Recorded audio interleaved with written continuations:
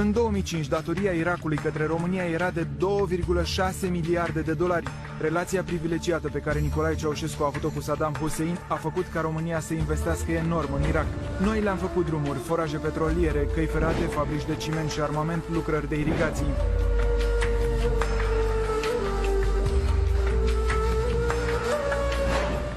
Ce s-a întâmplat cu datoria? Clubul de la Paris, aceeași instanță care în 1981 obliga România să-și plătească datoriile, în 2005 ne-a cerut să iertăm datoria Irakului, în proporție de 80%, mai bine de 2 miliarde de dolari, iar restul datoriei a fost eșalonat pe 23 de ani cu 5 ani de grație. Prin urmare, Irakul își termină de plătit datoriile abia în 2028. Depinde unde stai. Pentru că unii stau la masă, față în față, așa cum stăm noi, sau unii lângă alții, iar alții stau până de doi. Unde a greșit România, după opinia mea, a greșit acolo unde nu a cerut o implicare mai consistentă în procesul de reconstrucție al Irakului. Au fost țări care au obținut garanții serioase în legătură cu procesul de reconstrucție, în legătură cu accesul la resursele Irakului. Același model s-a aplicat și în cazul altor țări. România a fost obligată să uite de banii pe care îi avea de primit. În 2007 am văzut un acord semnat chiar de dumneavoastră, prin care reducem datoria externă a Mozambicului față de România cu 90%. Cu condiția care să se o plătească. De la 140 de milioane de dolari la 14 milioane. Deci aceste decizii au fost rezultatul unor negocieri de 20 de ani, nu chiar 20, 15-16 ani. Noi am cheltuit bani mulți să defrișăm 4.000 de hectare de pădure în Mozambic. În 2007, Mozambicul se arată dispus să dea proprietăți în locul datoriei. Ciudat lucru, dar noi nu doar că nu primim proprietăți în Mozambic, certăm o datorie de 126 de milioane de dolari. Am iertat, sperând că mai primim ceva, măcar 10% din datorie, sau am mai primit și ceva pe lângă. Mă iertați? România mai primește ceva pe lângă, nu știu, contracte economice, speranța pe investițiile noastre. Nu cred că în legătură cu Mozambicul avem interese de altă natură pe care să le putem cultiva. Pur și simplu trebuie la un moment dat să lichidăm aceste datorii, aceste rămășiți ale trecutului.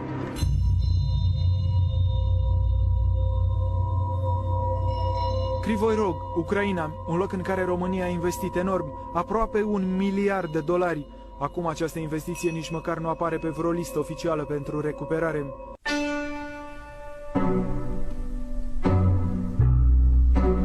Dolinska, un oraș ucrainian cu 20.000 de locuitori la 700 de kilometri de România. Pentru cei mai mulți dintre noi, numele nu înseamnă nimic. Orașul este construit de români. Noi le-am făcut spitalul, noi școala, primăria, blocurile și drumurile. Lângă oraș se întinde combinatul, un colos pe 1300 de hectare.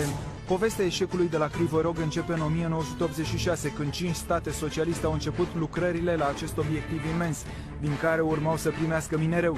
În 97, ucrainenii au oprit lucrările și acolo totul s-a transformat într-o țintă pentru hoți. Unul dintre foștii angajați are curajul să vorbească. O șleafcă de hoți și de mafioți, care am pânzit, are o caracatiță, un fel de pânză de păianjen care e impenetrabil acolo. La România te iubesc am arătat anul trecut povestea de la Crivoi Rog. Statul român încă mai plătește 2 milioane de dolari pe an pentru paza și conservarea mamutului industrial. Da, să vin. Să vezi scandal. Drag, uite. Bună ziua! Bună ziua! Bună ziua, Vasile! Da, da, da. Небольшая проблема у нас. Domnul Cosmin, domnule, nu vreau să intrăm în probleme. Писали письмо на Министерство внутренней политики, чтобы разрешили проведение Agent nemai. Нет договора. Вот ждем, возможно, Răspunsul завтра. nu este din partea Ministerului. Până când nu este acest răspuns, deci nu pot să hotărăsc. Cât am stat la Crivoi Rog, securitatea a făcut tot posibilul ca să nu ne apropiem de combinat. Ce-au de ascuns? Să spună organul militar, poliția să spună dacă s-a furat. Ia să spui. Păi s-a furat. A furat ucrainieni. Mafia ucrainiană și-a făcut de cap aici și a furat cât de mult a putut. Pe teritoriul lor, ucrainienii fac ce vor. pare să nu mai conteze că românii au și ei drepturi în combinat. Explicabil într-un fel, de la Ministerul Economiei n-a mai fost acolo niciun control de ani de zile. De ce nu ați fost acolo în ultimii 12 ani să verificați? Nu știu eu să vă răspund la treaba asta, că nu răspunde această treabă. E altcineva în minister, nu știu. E altcineva. Nu sunt eu responsabil pentru treaba asta. Eu sunt convins că e ceva furat. Că de orice șantier să fură, mai ales pe perimetrul ăla. Dar nu e vorba numai de furat. Dar atunci de ce mai nu este e? funcțional pentru că dumneavoastră plătiți conservare și întreținere. Da, doamne, da, este. Acolo nu le-ați văzut. Sunt unele, v-am spus, am aprins becul. Ce vreți să vă spun? Când l-am văzut în 2001, ce vreți să vă spun mai mult? În schimb, au acces nemijlocit ucrainienii și dacă ei nu vor, acolo nu mișcă nimic.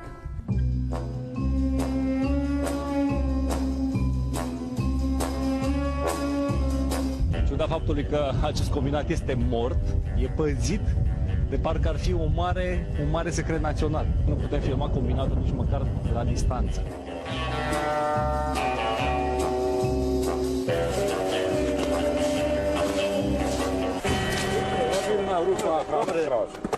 Да.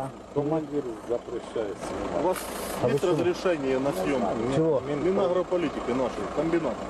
А мы находимся не на территории комбината. Мы понимаем, но вы же комбинат снимаете. Мы находимся не на территории комбината. Journalist accreditation. Понятно. În urma reportajului difuzat la România Te Iubesc, fostul ministru Adrian Videanu a trimis pentru prima dată după mai bine de 10 ani corpul de control al Ministerului în Ucraina. Concluzia cercetărilor, totul este sub control, doar că România rămâne cu încă o gaură în buget neagră.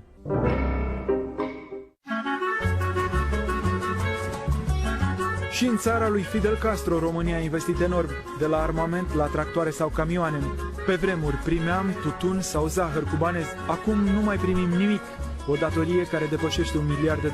Unul dintre cele mai importante obiective făcute de români acolo este uzina de crom-nichel, Lasca Mariaucas. Partea română a livrat utilaje pentru acest combinat, iar răsplata pentru utilajele trimise acolo trebuie să facă în produse de nichel și cobalt, începând cu anul 1997.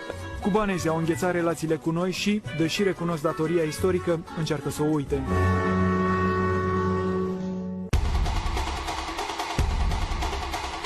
Neglijată de autoritățile noastre din incompetență sau interes, recuperarea datoriilor externe a devenit mană cerească pentru mai multe companii private. Fostele firme de comerț exterior, multe dintre ele, anexe ale securității, au intrat în acest joc sau, mai bine zis, n-au ieșit. În regimul Ceaușescu, toate contractele treceau prin întreprinderile de comerț exterior. După 22 decembrie, când deja aveau contractele pentru 1990, au luat legătura cu partenerii. Mon cher, nu mai e la noi aici, gata, libertatea de plină, așa că eu mă ocup să se achite întreprinderile, să facă produsele și mai îmi dai mie banii. În această situație, cel mai bine e să creezi haos, ca să poți să lucrezi. A dispărut arhiva Ministerului Comerțului Exterior. Așa se face că după Revoluție, aceste firme ale statului s-au privatizat și au recuperat datoriile României direct în conturile lor, iar statul n-a mai primit mare lucru.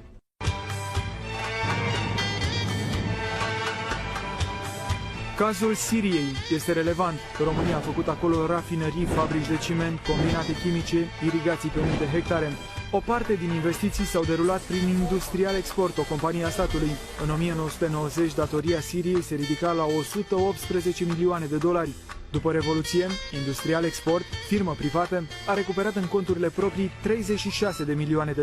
Industrialul se ocupa. Ea, întreprinderea, făcea contractul, urmărea să fie livrate diferite plângeri cu tare, dar pentru asta erau plătiți. Banii nu erau ai lor. Secretarul de stat, cel care se ocupă de recuperarea datoriilor externe, habar n-are de soarta celor $36 milioane venite din Siria. În acest moment, statul român are de recuperat la Industrial Export și face pași în acest sens, destul de multe demersuri, să recupereze sumele $30 de milioane din instanță. Da. Să recupereze bani. Cred că da. Dacă nu mă înșel, trebuie să verific cu departamentul juridic să văd stadiul în care se află. Reprezentanții firmei Industrial Export nu au vrut să comenteze.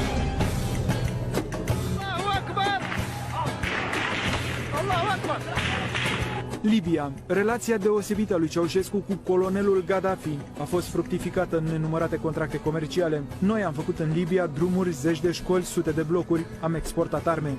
Libieni au fost mărinimoși, au permis românilor să concesioneze un câmp petrolifer, Murzuk, pe 20 de ani cu posibilitatea de prelungire. Până în 1993, acolo statul român a investit peste 50 de milioane de dolari. Guvernul Văcăroiu vinde concesiunea unor spanioli. Tranzacția se derulează prin Rompetrol, compania statului. O parte din plată se face la încheierea tranzacției, iar restul de bani, 85 de milioane de dolari, urmă să fie plătiți în timp. Rompetrol se privatizează, iar cele 85 de milioane nu ajung la stat, ci în conturile companiei. Cea de-a doua tranșă nu au fost mai departe virați la bugetul statului, motiv pentru care statul român a plecat, este parte în procesul împotriva Rompetrol, de această societate privată, pentru recuperarea sumei de 88 de milioane de dolari plus 200 milioane de roni, care de fapt reprezintă stoc plus dobânzi. Reprezentanții companiei petroliere sunt cât se poate de fermi, nu au de gând să dea statului niciun ban. În principiu, societatea se privatizează cu drepturile și obligațiile pe care le avea înainte de privatizare. Singura diferență poate fi atunci când statul român, când cel care vinde în situația de față statul român, înțelege să-și rezerve vreun anume drept sau obligație, ceea ce nu s-a întâmplat. Așa că incompetența sau interesul celor de la finanțe adaugă noi sume pe lista banilor pierduți de România. Mai trebuie precizat că din zăcămintele din Murzuk s-a scos doar anul trecut petrol de peste 1,5 miliarde de dolari. În plus, din Libia au mai rămas de recuperat și alte câteva zeci de milioane de dolari pentru drumurile făcute de români. După 90, răspunsul lui Gaddafi a fost năucitor. Voia să discute doar cu Ceaușescu. Președinte Gaddafi a spus că are niște înțelegeri speciale cu Ceaușescu. Vine Ceaușescu aici sau vine el la București cu Ceaușescu? Egiptul ne datora în 1989 470 de milioane de dolari. Acum datoria a dispărut. Cel puțin în perioada în care era ministrul de externe a fost o asemenea înțelegere cu Egiptul, care și-a reglementat datoria față de România prin exporturi, sigur, și noi am oferit anumite facilități. Înainte de 1989, România a construit în Egipt fabrici de ciment și de produse chimice. A construit linii electrice de înaltă tensiune, conducte de alimentare cu apă pe zeci de kilometri. Investiții extrem de costisitoare, în schimbul cărora am primit în anii 90 detergenți de tip Jax și Smash sau insecticide. Okay, thank you very much. Yesterday I speak Miss Acten. Fostul deputat PSD Iosif Armaș este unul dintre mulți afaceriști care au profitat de pe urma datoriilor pe care le aveam de încasat. Numele lui Armaș este asociat, printre altele, cu distrugerea stațiunii Băile Herculane, pe care a cumpărat-o în condiții dubioase în 2001. În 1999, în timpul guvernării Sărescu, s-a prezentat la Ministerul de Finanțe și și-a oferit expertiza pentru recuperarea datoriei de 72 de milioane de ruble, echivalentul la 72 de milioane de dolari din Vietnam. Am avut șansa ca să lucrez cu un coleg străin care făcea așa ceva și atunci mi-am zis hai să încerc și eu. Normal că societatea noastră a mers la finanțe, a depus o cerere și am preluat creanța din Vietnam, care a fost dolar pe dolar. Din 72 de milioane, noi ne-am ales cu orez în valoare de 18 milioane de dolari, pe care l-a vândut Armaș. Investițiile lui Nicolae Ceaușescu se regăsesc și aici, pe malurile Tamisei. De fapt, în Londra sunt multe firme care au încercat să cumpere din datoriile pe care alte state le aveau la România. Este foarte interesant cum datoria Angolei, estimată la aproape 20 de milioane de dolari, s-a plimbat la mai multe companii, în mai multe țări. În 1998, în timpul guvernării Radu Vasile, se cesionează datoria Angolei către Cobham International Investments. În anul 2000, aceeași datorie este dată firmei Argirom, condusă de Iosif Armaș, care se obligă să plătească 15% din valoarea inițială, adică în jur de 2,7 milioane de dolari. În 2003, guvernul Năstase cesionează datoria firmei Maxima Group, unde va firul se rupe. Rechin nu sunt doar în România, ci și aici, în Londra. Bine, aici le priește și apa. Căutăm o firmă care se cheamă Maxima Group PLC. În registrul companiilor din Marea Britanie nu există nicio firmă cu datele acestea. Datele apar însă în hotărârea guvernului român. Maxima Group nici nu-și putea găsi un sediu mai bun decât aproape de Poliția Metropolitană a Londrei. nou Scotland Yard. E oareșcum normal, deoarece în firma asta se pare că sunt băgați și niște foști polițiști.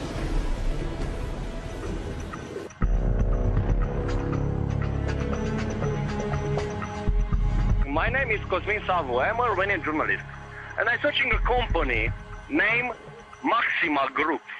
Maxima Group. They're not Yes. a tenant. They're not a tenant in the building now. Now, but you can tell me if I don't know, in time it was a Maxima Group in your building? No. They're definitely not there now. We've never heard of them.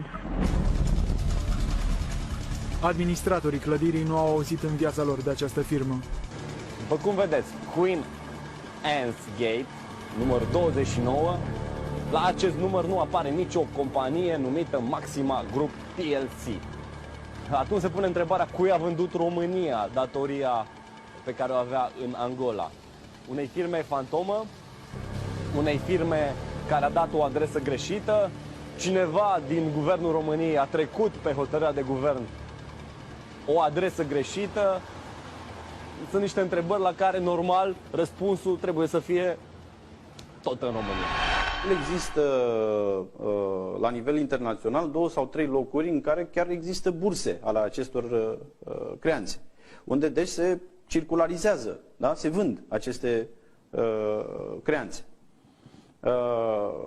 Nu s-a făcut acest lucru, probabil datorită faptului că sunt multe lucruri de ocultat în privința acestor creanțe. Problema e că pe bursă nu se mai pot da și lua comisioane. Cum se găsesc aceste firme? Trimiteau oferte. Aceste oferte erau evaluate, se analiza contextul și se decida dacă se merge înainte sau nu cu cea Se dau recuperare. comisioane? Era un procent de recuperare. Nu, se dau și comisioane.